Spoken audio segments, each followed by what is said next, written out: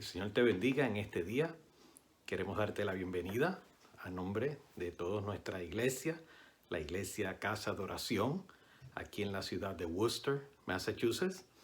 Y yo quiero darte la bienvenida a nombre mío propio, Raúl Elizalde, no solamente a todos nuestros hermanos y hermanas, niños jóvenes de nuestra iglesia, pero también a aquellas personas que aunque no son parte de la iglesia, pero que nos ven de lejos y algunos de ellos nos siguen y nos conocen, etcétera. Hace varias semanas atrás yo estuve en una reunión con algunos pastores americanos y una de las cosas que le compartía a estos pastores era que para nosotros como iglesia se nos hace difícil esta separación por causa de las cosas que ya sabemos que están aconteciendo. Porque nosotros somos una iglesia que estamos acostumbrados a abrazarnos, a besarnos, a darnos la mano también. Quizás a diferencia de otras iglesias que no lo hacen o no lo acostumbran. De hecho, tenemos hermanos en la iglesia que yo creo que besan y abrazan hasta su sombra. Pero bueno, esto es algo parte de nuestra cultura y es algo que ciertamente extrañamos.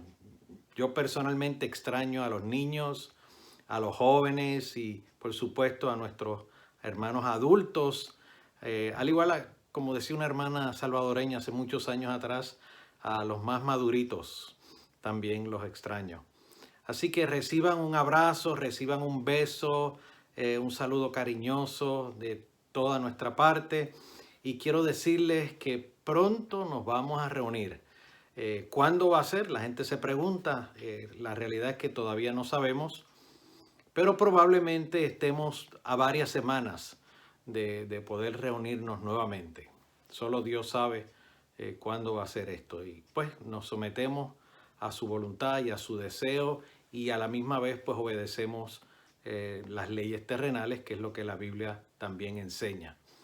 En los años 30, para finales de los 30, se creó un hombre o un personaje, debo decir, ficticio, llamado el Llanero Solitario.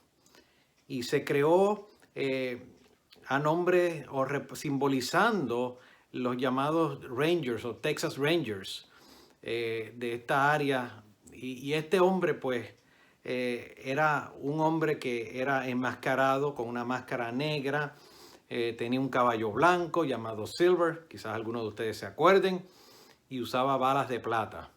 Todo esto comenzó, como dije, a finales de los 30, comenzó en la radio, como todo empezaba, que era en la radio, luego pasó a las cómicas o a los libros de caricaturas y más adelante a la televisión, que muchos de ustedes ya probablemente han visto. Esto fue para los años 50. Una de las características de este personaje era que él buscaba la verdad y la justicia y todo lo resolvía solo. Años después le añadieron un personaje que era un indio llamado Tonto. ¿Por qué le pusieron este nombre? Yo no estoy seguro, pero para aquellos que venimos de una cultura hispana, este nombre no es necesariamente el más positivo o el más agradable. Yo quisiera concentrarme en este día en un personaje, y es un personaje que todos hemos escuchado, llamado Jesús, el Señor Jesús. Y quiero hablar o por lo menos citar algunas palabras que él dijo, que para hoy vamos a utilizarlas como nuestro texto porque es muy importante. Se encuentra en el libro de Juan, capítulo 4 y verso 34, y Jesús dijo estas palabras: mi comida es que haga la voluntad del que me envió y acabe su obra. La voy a repetir. Mi comida es que haga la voluntad del que me envió, y está hablando del Padre, y que acabe su obra. Cuando hablamos de Jesús, cuando hablamos de este personaje, yo quisiera hablar en este día sobre la misión de Jesús. Y quisiera decir en estos momentos que Jesús, y quiero que mantengas en la mente, que Jesús tuvo que hacer cosas en su misión donde solamente Él las podía hacer. Él las tenía que hacer solo. Cuando hablamos de su obra y su ministerio y el propósito para lo cual él había nacido, una de las cosas que podemos decir es que Jesucristo vino para cumplir el deseo y la voluntad del Padre, y esa voluntad del Padre era poder atraernos o llevarnos hacia Él en lo que conocemos como la salvación o la vida eterna o la vida nueva, que como más adelante vamos a hablar.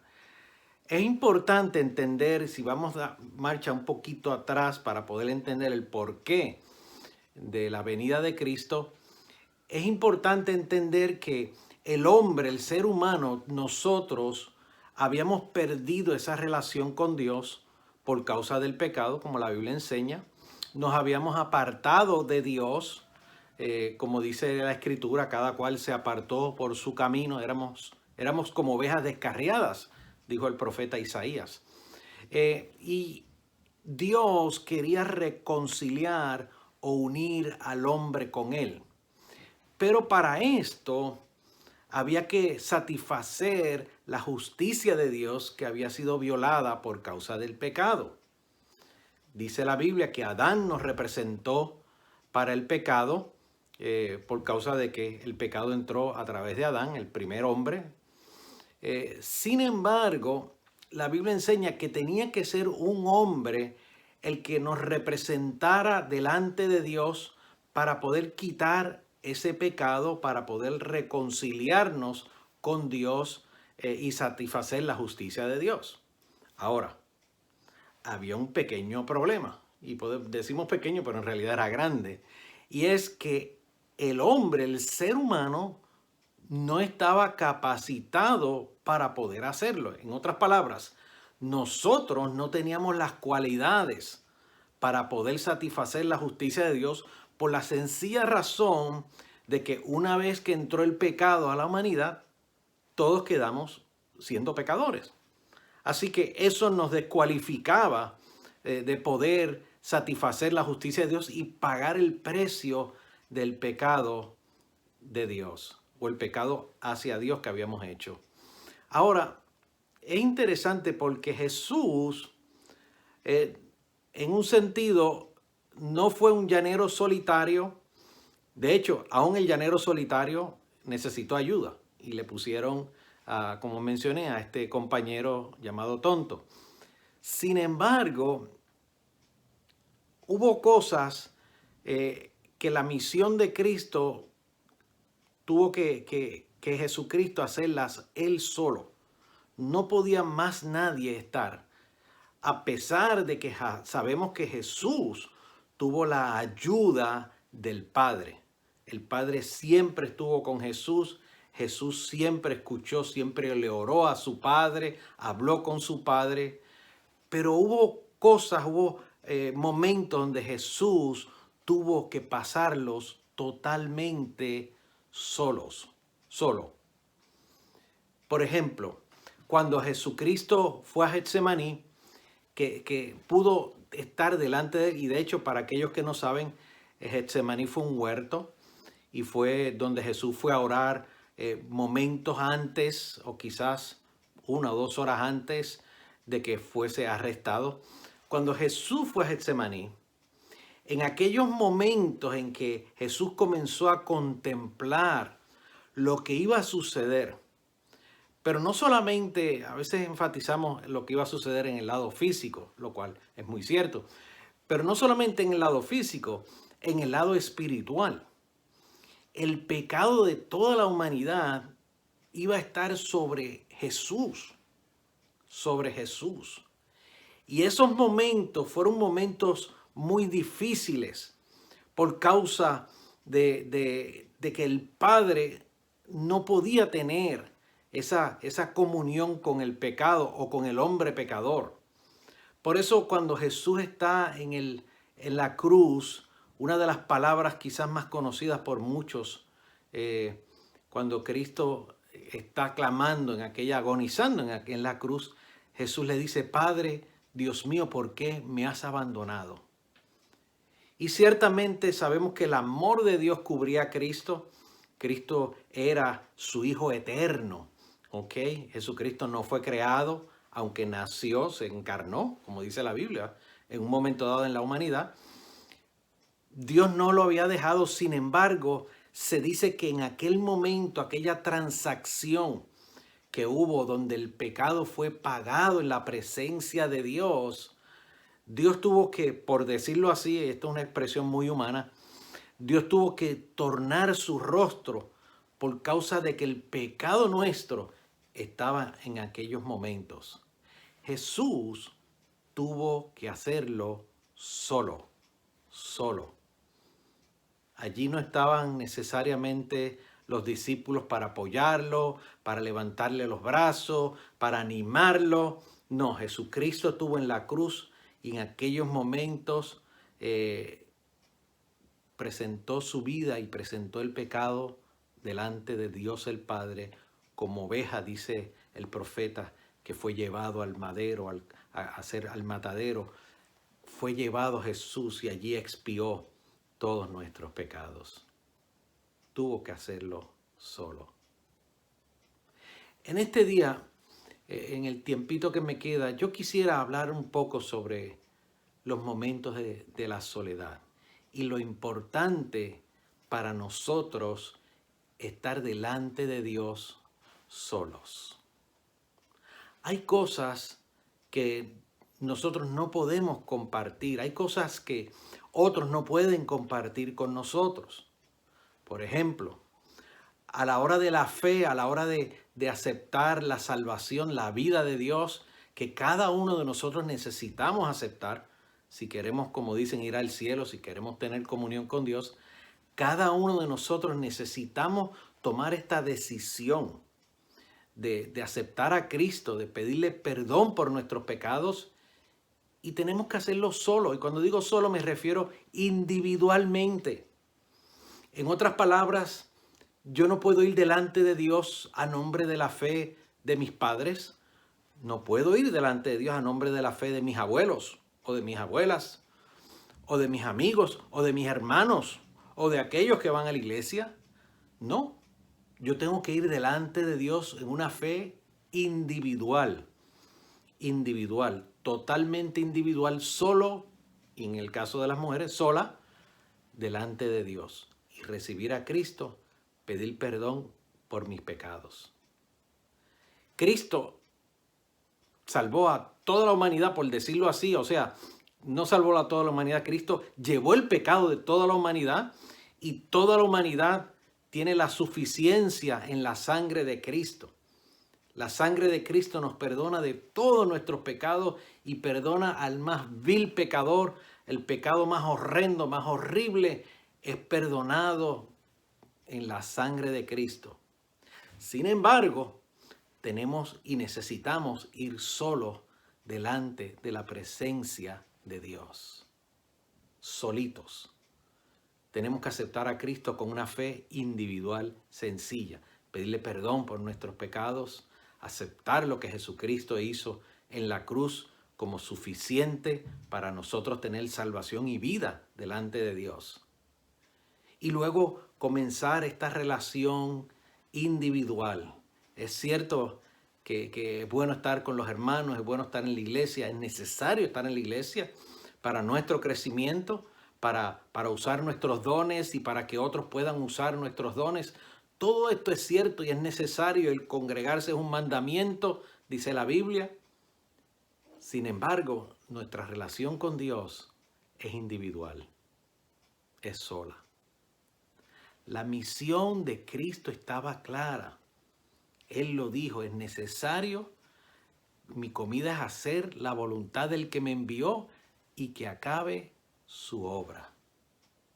Dios ha puesto misión en nosotros. Podemos decir que la misión general es conocer a Jesús, servir a Jesús. Pero en adición a eso, Dios ha puesto unos propósitos que quiere cumplir en nuestra vida. Son propósitos santos y son propósitos para ti, propósitos para mí. Yo sé que nosotros hemos estado escuchando muchas cosas. Todos nosotros sobre todo con todas estas nuevas noticias que estamos recibiendo día por día. Muchas de ellas son difíciles, son negativas, son dolorosas. Y ciertamente una de las cosas que estamos haciendo en la iglesia es que estamos orando unos por otros y nos estamos llamando unos a otros. Y yo como pastor le pido que usted llame a otras personas, ore con otras personas, porque todo este miedo y este temor se ha corrido a muchas personas y necesitamos darnos ese apoyo en la oración y en la motivación. Todo esto es necesario. Pero más importante, yo quiero que tú entiendas que es necesario que cada uno de nosotros podamos enfocarnos en Dios. A pesar de que estamos escuchando muchas noticias, podamos concentrarnos solitos en esa relación que tenemos delante de Dios, en esa relación de oración, de la lectura, de la meditación, de la adoración. Es necesario esa relación solos. En estos días nosotros estamos conmemorando, recordando la muerte y resurrección de Cristo. Jesucristo fue a la cruz. Eso es un hecho histórico, ciertamente, pero también es un hecho real en aquellos y aquellas que han recibido a Cristo. Déjame decirte algo. La diferencia principal entre una persona que solamente tiene una religión y una persona que tiene a Cristo es lo que la Biblia llama el nuevo nacimiento. Juan capítulo 3, Jesucristo explicó muy bien lo que era el nuevo nacimiento. Y es la transformación del corazón. Es el corazón que es cambiado cuando aceptamos a Cristo y donde recibimos una nueva naturaleza espiritual en nosotros. Nuestra vida tiene que cambiar porque nuestra interior, nuestra naturaleza cambia a Cristo venir a nuestra vida. Por eso Jesucristo dijo que era necesario nacer otra vez. Yo puedo ser religioso, yo puedo unirme a una iglesia, inclusive a nuestra iglesia, y no necesariamente haber conocido a este gran Salvador Jesucristo. Pero cuando yo recibo a Cristo, si lo hago de corazón, honestamente, cuando me arrepiento de mis pecados y confieso esa salvación de Cristo, en nosotros se produce ese nuevo nacimiento espiritual. El Espíritu Santo cambia nuestro corazón, cambia nuestra vida, y eso es lo que hace que esta relación individual, personal, solo delante de Dios, se haga una relación real. Cristo vive. Cristo vive y vive en el corazón de aquellos y aquellas que le han conocido. Así que yo te invito a que te acerques a Dios en este día y en estos días. Si tú no le has conocido, que abras tu corazón para que Cristo sea el Rey, el Señor de tu vida, que le pidas perdón por tus pecados, por haber ofendido a Dios, y que llene tu corazón de su presencia, de tu gozo, de su libertad. Y si ya tú le has conocido, yo te invito a que te acerques a Él, a que clames a Él, a que le busques de corazón, a que seas lleno de la presencia del Espíritu Santo y a que puedas cumplir la misión que Dios nos ha llamado a todos. Jesucristo murió en la cruz, murió completito, murió como hombre, pero resucitó, dice la Biblia, para la gloria de Dios y para darnos una esperanza nueva. El próximo domingo vamos a estar hablando más sobre lo que es la resurrección. Vamos a tener un servicio especial donde va a ser en inglés y en español. Así que lo vas a poder escuchar en 2 idiomas y vamos a estar hablando sobre la esperanza y la vida que da la resurrección de Jesús. Así que te invitamos a que puedas estar atento a nuestro culto.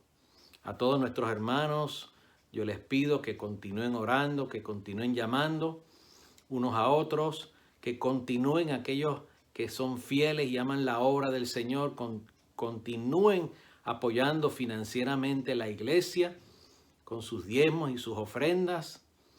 Y hemos estado y estamos recibiendo diferentes peticiones de personas a través de Facebook y otras formas para oración, y estamos orando por estas peticiones. Así que adelante en Cristo, vamos a acercarnos a Él, vamos a amarle. Ciertamente Él vale la pena amarle.